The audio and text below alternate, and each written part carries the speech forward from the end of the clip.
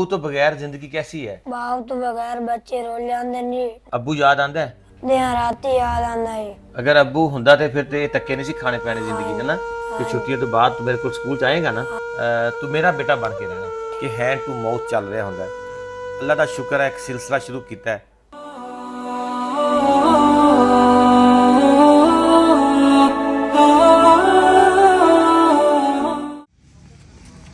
ठीक ठाक है ना तू?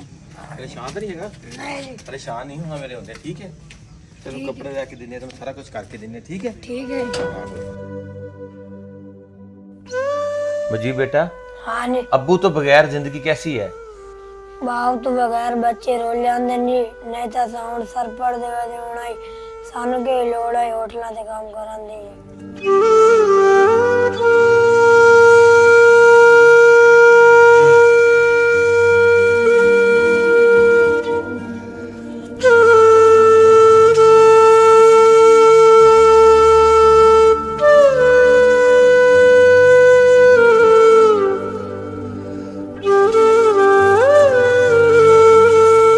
अच्छा मैं दस बेटा, अब्बू याद आंदा है? हाँ जी।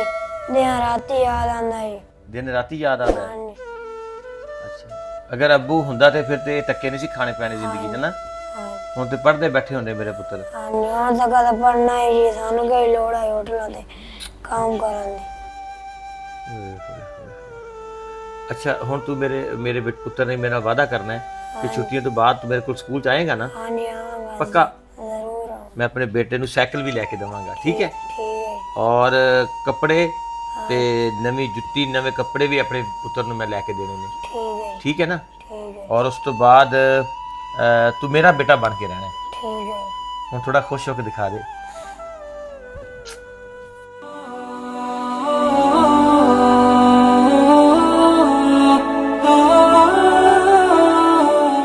ਬਾਪ ਦੀ ਸ਼ਫਕਤ ਤੋਂ ਮਹਿਰੂਮ ਬੱਚੇ ਹਮੇਸ਼ਾ ਜ਼ਿੰਦਗੀ 'ਚ ਰੋਲ ਖੁੱਲ ਜਾਂਦੇ ਨੇ। ਉਹਨਾਂ ਵਾਸਤੇ ਕੋਈ ihtimam ਨਹੀਂ ਕਰਦਾ।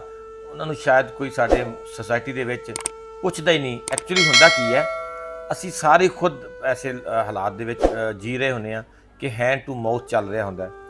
ਅੱਲਾ ਦਾ ਸ਼ੁਕਰ ਹੈ ਇੱਕ ਸਿਲਸਿਲਾ ਸ਼ੁਰੂ ਕੀਤਾ ਹੈ ਇਸ ਤਰ੍ਹਾਂ ਦੇ ਯਤੀਮ ਔਰ ਉਹ ਬੱਚੇ।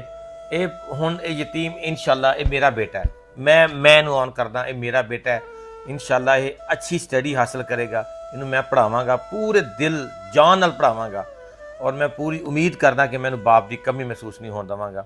ਜੋ ਇੱਕ ਬੱਚੇ ਦੇ, ਜੋ ਇੱਕ ਬੇਟੇ ਦੇ ਚਾਅ ਲਾੜ ਹੁੰਦੇ ਨੇ ਉਹ ਵੀ ਕਰਾਂਗਾ। ਬਾਕੀ ਬੱਚਿਆਂ ਨਾਲ ਵੀ ਕਰਦਾ ਜਿਹੜੇ ਯਤੀਮ ਬੱਚੇ ਨੇ। खुदा गवाह दिल खून दे आंसू रोंदा कि ना बच्चे का की मुस्तकबिल है, किधर जाएंगे, की करनगे, बड़े होके की करनगे, मजदूरी करनगे ते अपना पेट नहीं पाल सकणगे।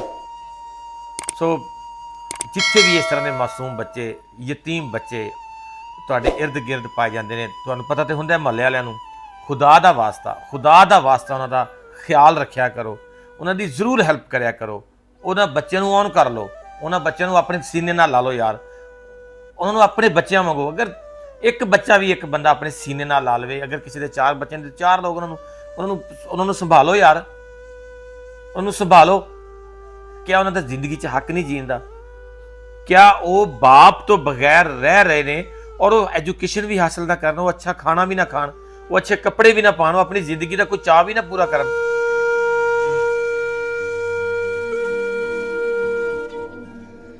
मैं समझदा कि एक तो ही लॉस बहुत बड़ा होंदा कि बाप दुनिया तो चला गया। तुसी कदे खुद सोचा करो, अगर तुहाडी औलाद नाल इस तरह हो जाए, तुसी चले जाओ दुनिया तो, तुसी की एक्सपैक्ट कर रहे होगे अपने औलाद तो कि मेरी औलाद का की बनेगा, मेरे बच्चे का की बनेगा? ये दुख बड़ा होंदा कि बाप चला गया यार, कल्ले रह गए, उन्होंने दुनिया ते कोई नहीं है। एक साडी सोसाइटी, असी सिर्फ कहने कि साडी जात अगे चली जाए, साडे बच्चे पल जान, असी पल जाइए, असी बड़े हो जाइए, असी खा लीए, असी अपनी जिंदगी अच्छे तरीके से सर्वाइव कर रही है। इन्हों का भी पूरा हक। इन्होंने कदे नहीं कहा होंदा कि साडा बाप दुनिया तो चला जाए। जो एक बच्चा पैदा होंदा ना, बाप के पता नहीं किन्ने चाह दा उहदा जमीन ते पैर नहीं लगता कि मैनूं अल्लाह ताला ने बेटा अता किया।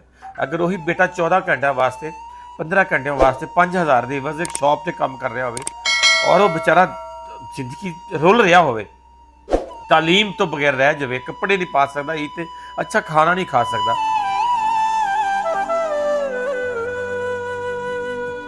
ਮੈਨੂੰ ਨਹੀਂ ਸਮਝ ਆਉਂਦੀ ਕਿ ਅਸੀਂ ਕਿਵੇਂ ਇਹਨਾਂ ਨੂੰ ਦੇਖ ਲੈਂਦੇ ਹਾਂ ਯਾਰ।